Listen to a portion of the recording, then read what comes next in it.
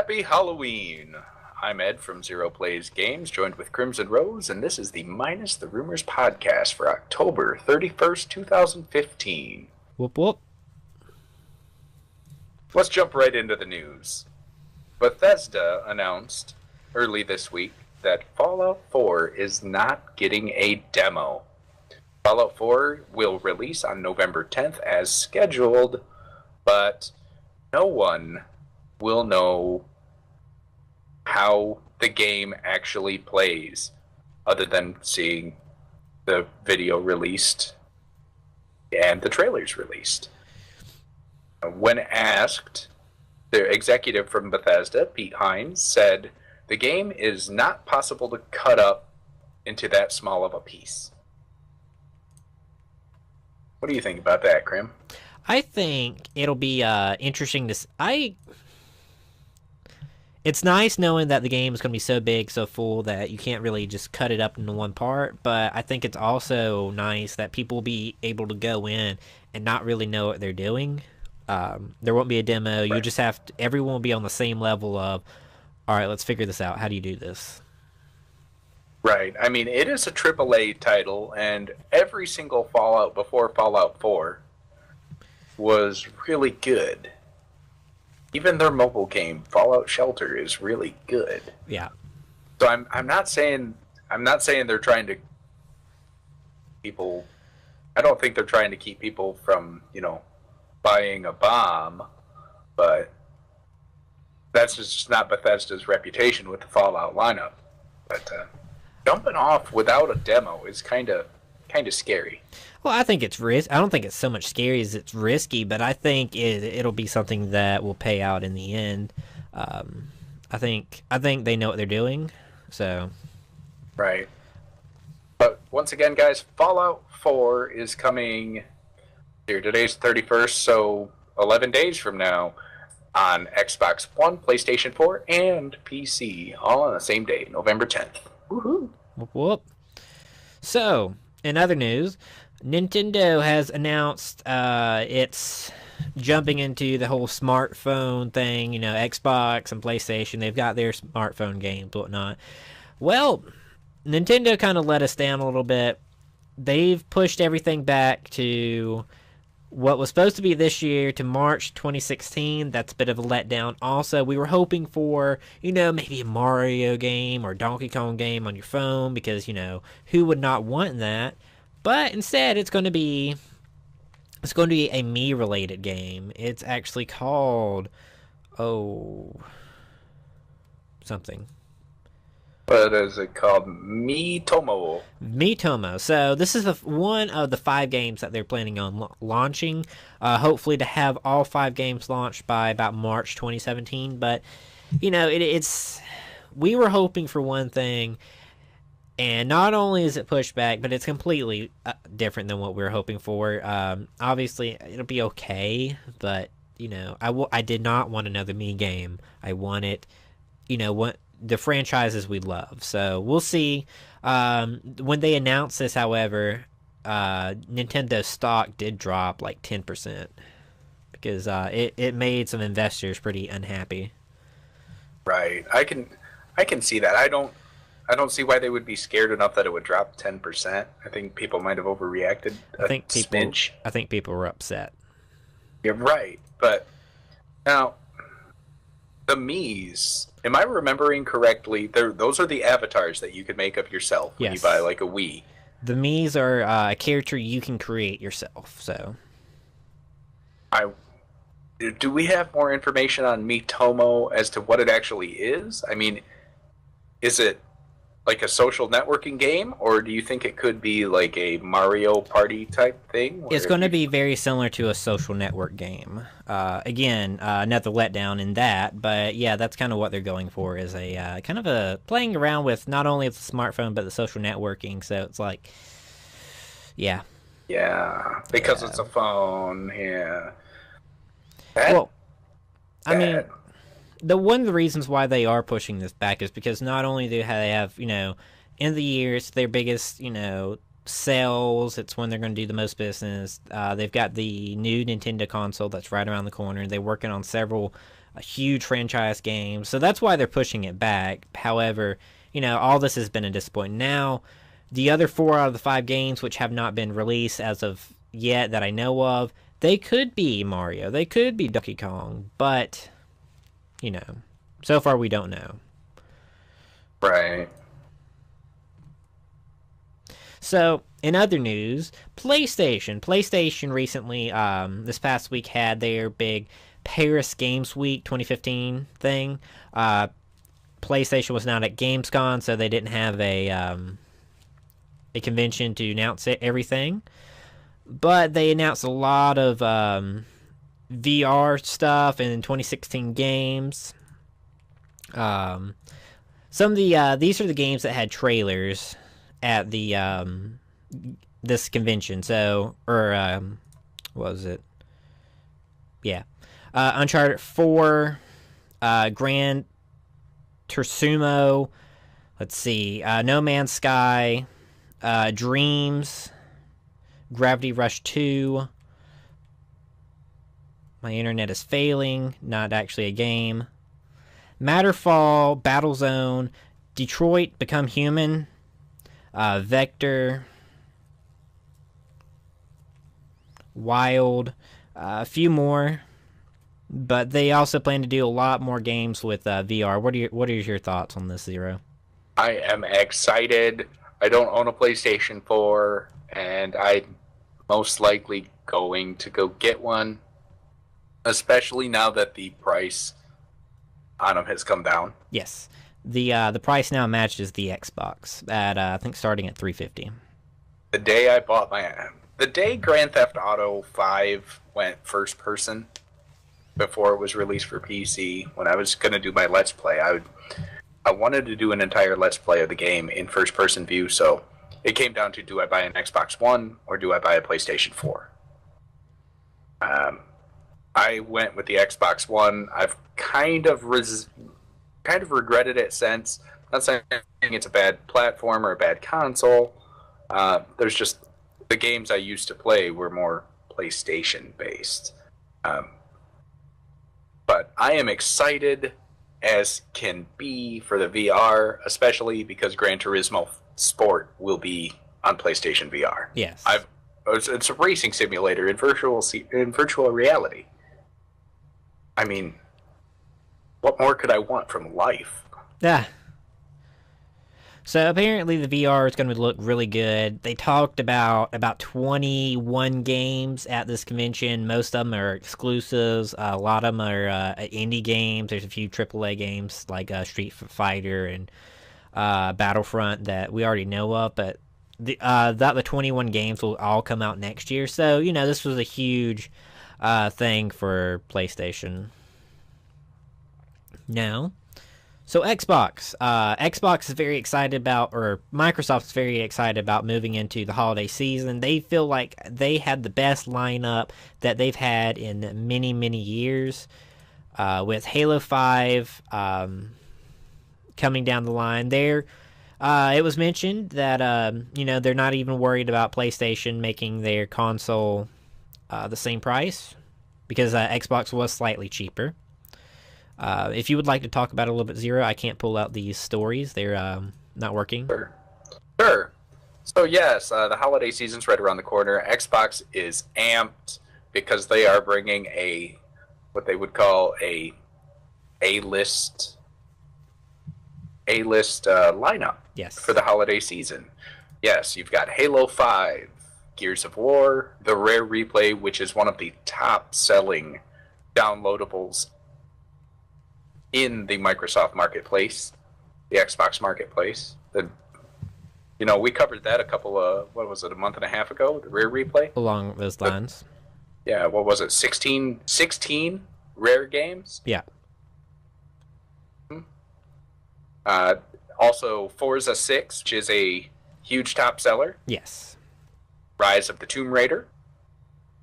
And they also have Call of Duty Black Ops 3, Fallout 4, and Star Wars Battlefront coming. And these are just, the top games, the better games, so... Right. plus backwards compatibility. So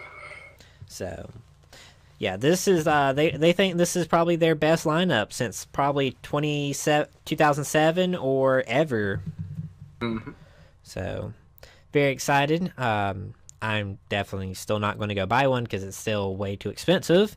But Well, if you buy it without the Kinect and stuff like that, I mean, if you buy one without a Kinect, I will send you my Kinect. I'll bet you have the room for it. I don't want to connect. But yeah, I don't like stuff watching me either all the time. So tell us about Outlast.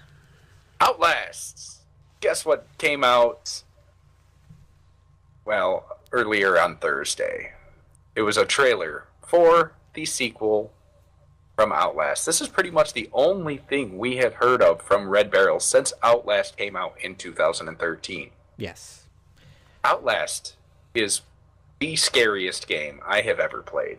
Crimson, have you played Outlast? I haven't, but I watched you play it and watched a bunch of other people play it, and it's pretty scary. It's pretty dark as well. It is extremely dark. You're stuck in a mental institution, an asylum, in Outlast, the original. It's the only... I can't say it's the only game I've ever stopped playing on my channel. It is the only game I've ever stopped playing because I did not want to go any further out of fear. Yeah. So this game will be ready for next Halloween. So that's why, obviously, why the trailer dropped is because next Halloween you'll be able to play this game. Very excited. Right. We don't know too much about it. In the trailer, I suggest you go look for yourself on YouTube. You can find it from the Red Barrels, either that or at the Red Barrels website.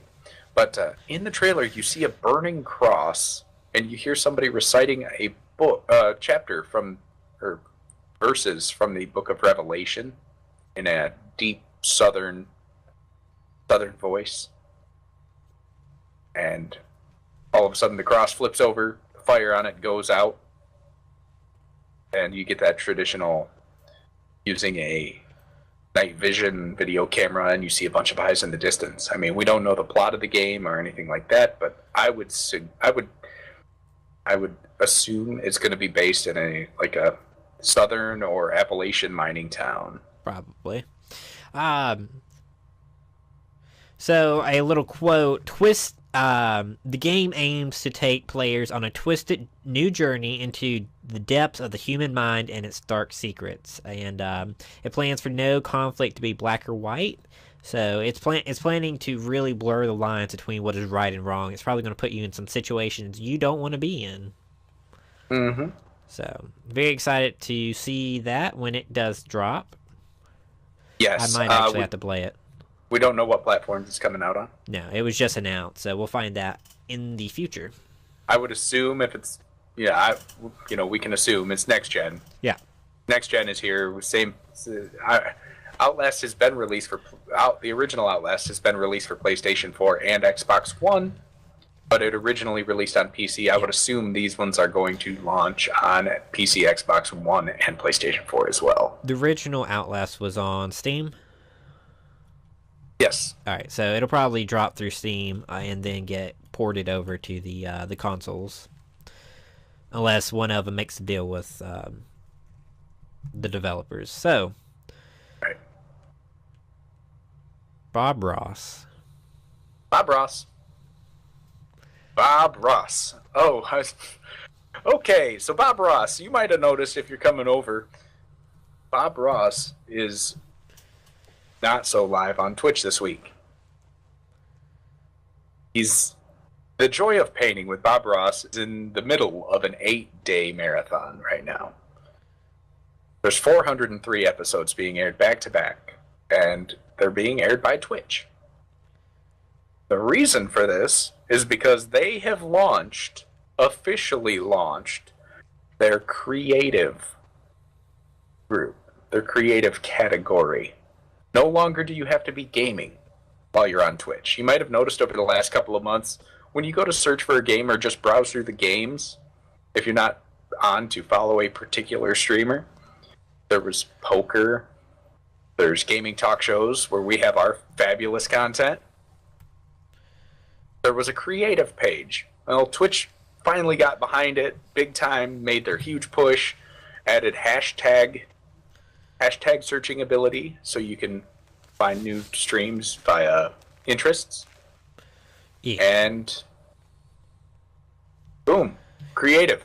Great place to go watch people sculpt things, draw things, make music, carve pumpkins. So if you would like to stream something that's not gaming related, now you can on Twitch. Because people used to do it, but they stopped that when it saw.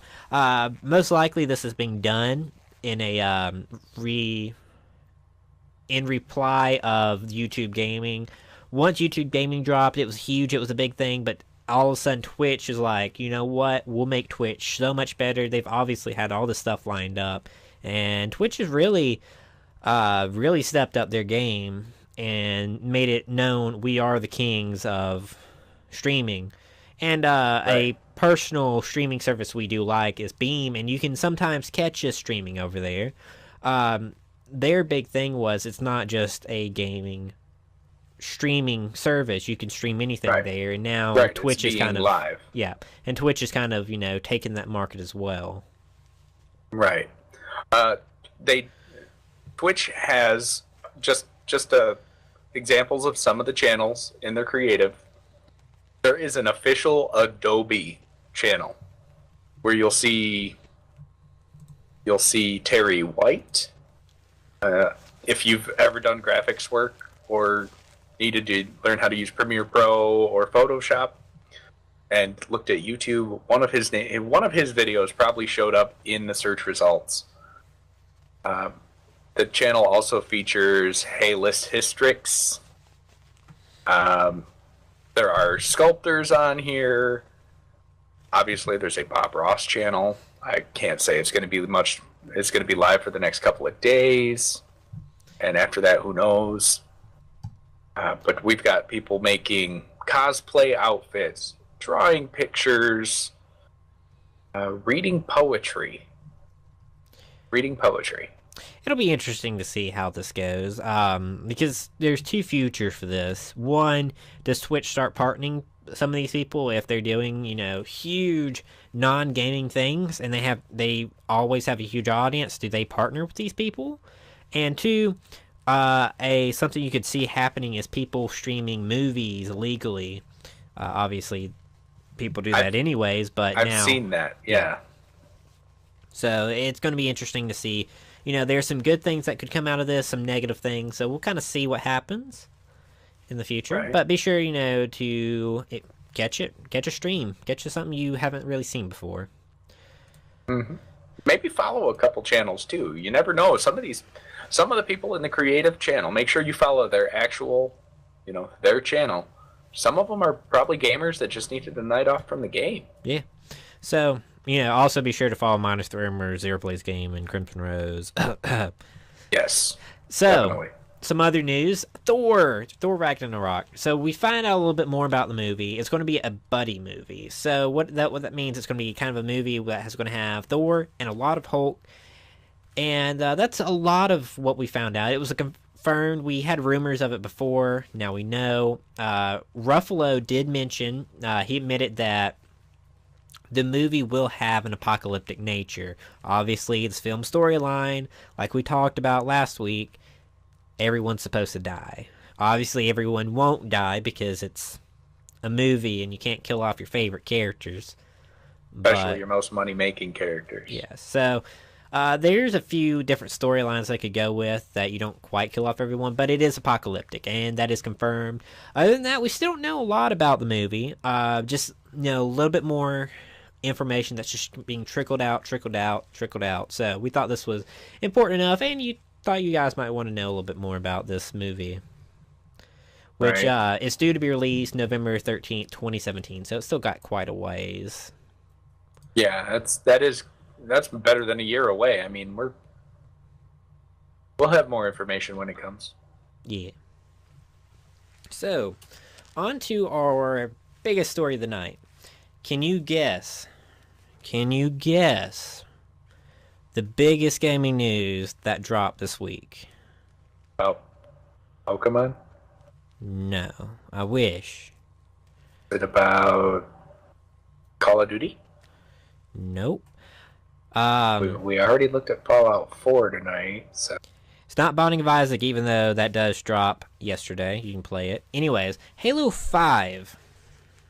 Ooh, Halo 5. Good game from what I hear. Kind of. So Halo 5 dropped this week after an amazing, intense marketing campaign. We've never seen a marketing campaign like this for a game, ever.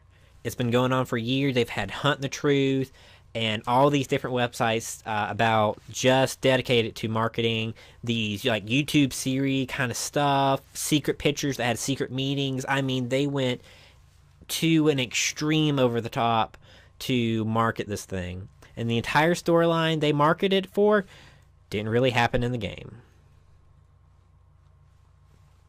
Yeah.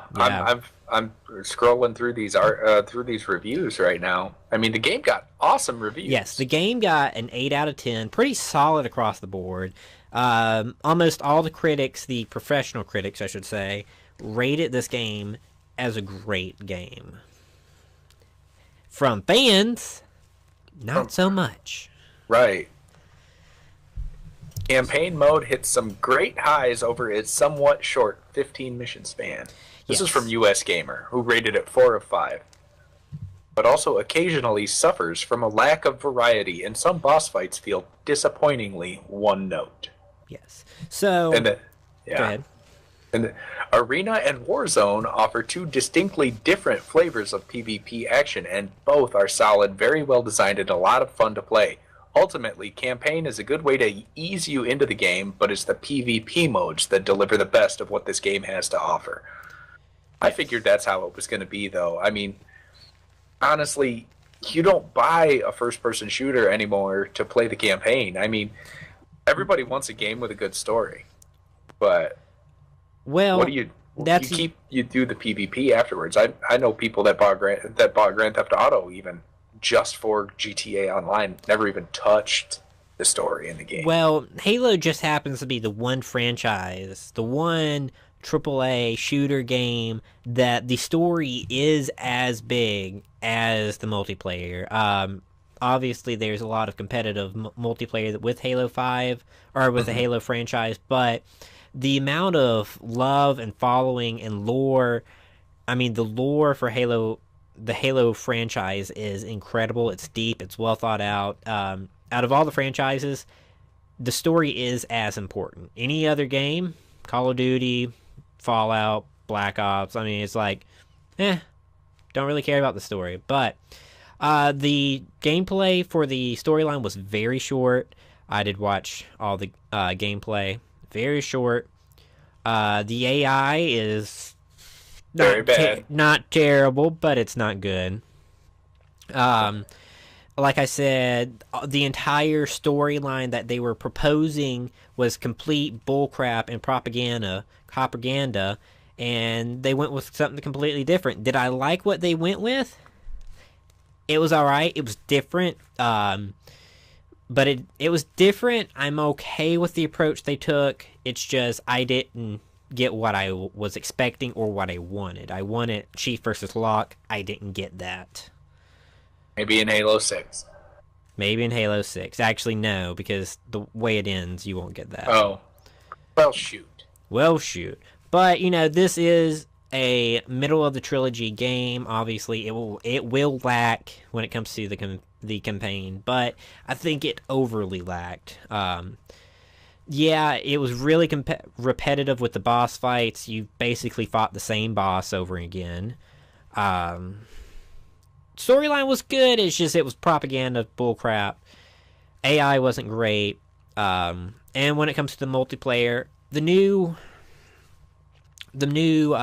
game modes have been loved so far. People don't like the fact there's no split screen. Right, and apparently there's not enough maps. Yes. There's only nine multiplayer maps.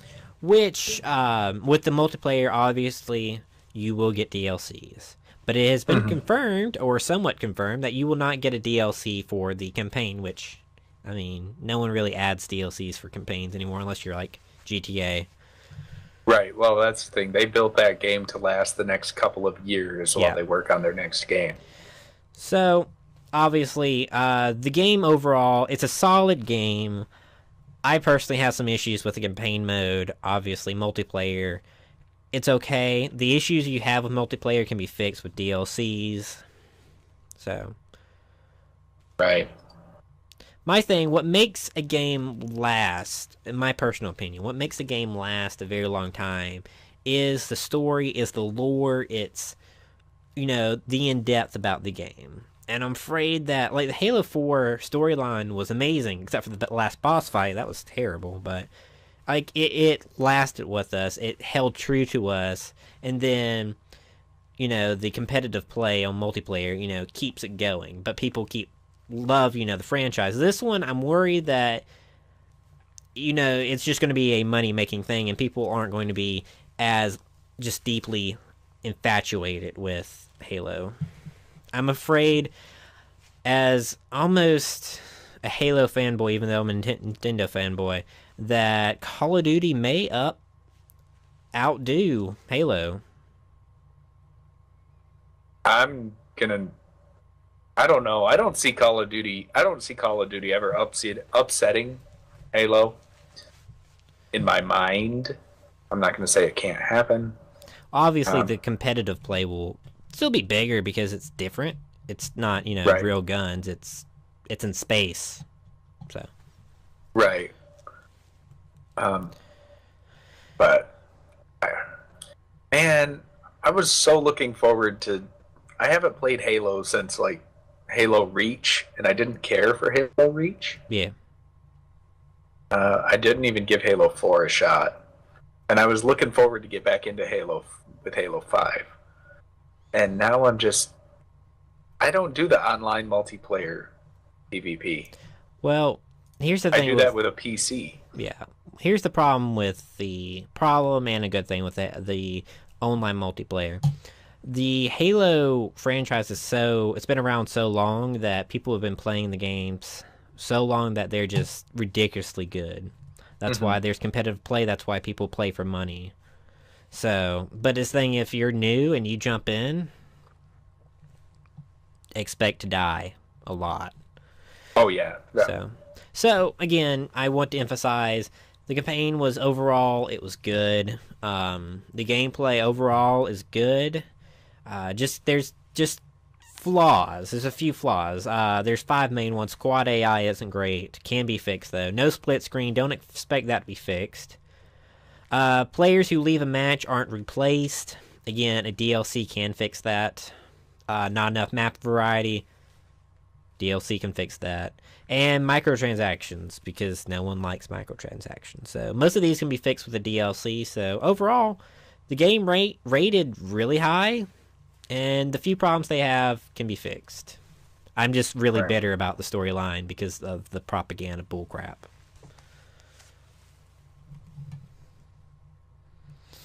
Because we're supposed to be fair and unbalanced, right?